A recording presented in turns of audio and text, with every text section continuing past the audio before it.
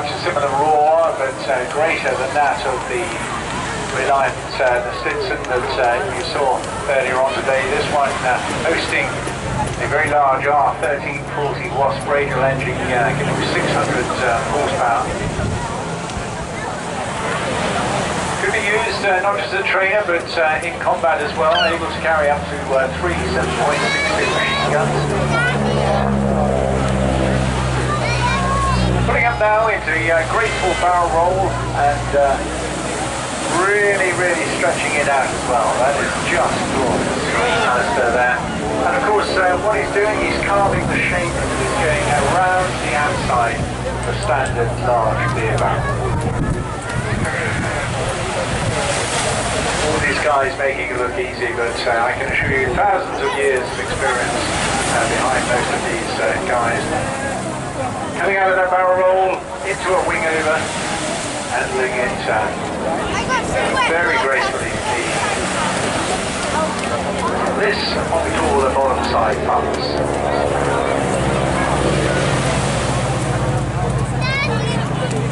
Cruises around about 170 miles an hour, can get up to 200 in the dive, with decent operating range of around 750 miles, able to get up to 21,000 feet as well. To start pulling up on the right hand side there, it's what's called a half Cuban. Just gets over the top of that loop, just gives the stick a little bit of a push there, straightens the aircraft out and then rolls it through 180 degrees back into a straight line. Very short, we'll be pulling up into a loop. Here again, look, it's just wonderfully graceful flying this. Nothing harsh, just very gentle on the controls, just using the energy that he has in the aircraft.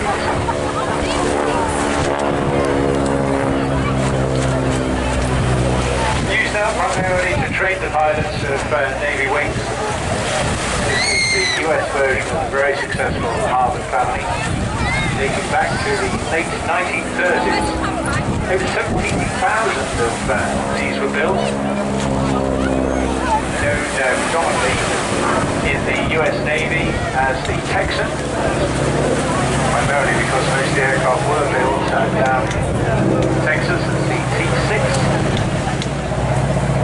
Those fitted with the deck hook as well.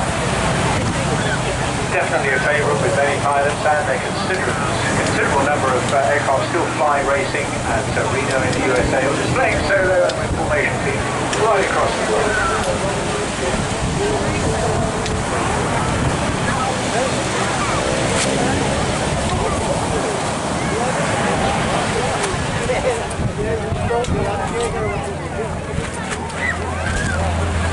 We're back in now for the second barrel roll. And there, you continue turning all the time. It's a really lovely manoeuvre. There's not much G in this. You can do it very low hings. A lovely manoeuvre. From this wing over, if you're going out onto what we call the B-axis, that's a line straight out from where you're sitting, straight out to sea. And then coming in to present the quarter clip. Very much a stepping stone aircraft this, en route to larger engine warbirds. It's a little heavier, and of course the piston handling as well is valuable as a training and assessment aircraft.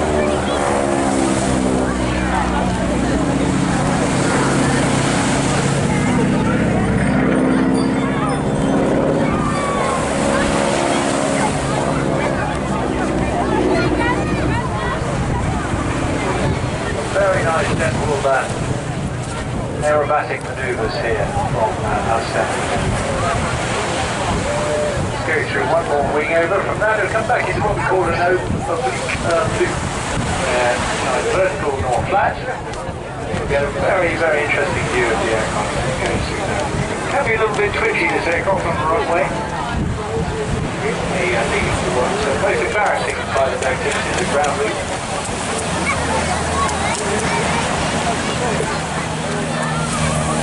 In all other respects, being supercharged, speed pump, fractal undercarriage, it's a really good machine to run.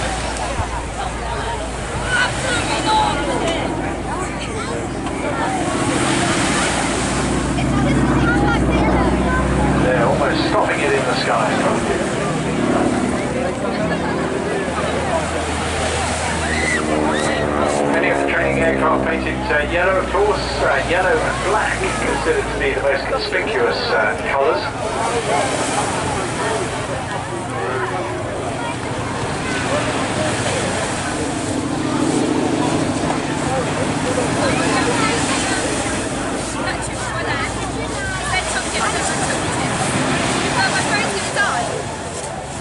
This particular aircraft was built by the Canadian Car and Foundry Company in 1954.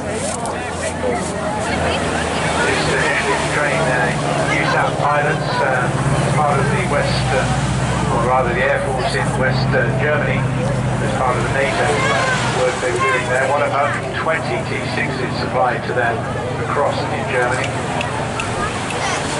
Would you like some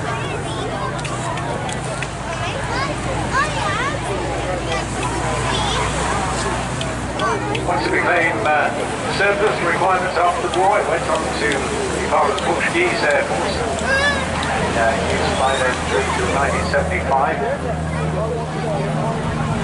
operating in Mozambique of all places. When there are apparently many armed counterinsurgency flights, fitted with a mixture of guns, rockets and napalm and bombs. How many?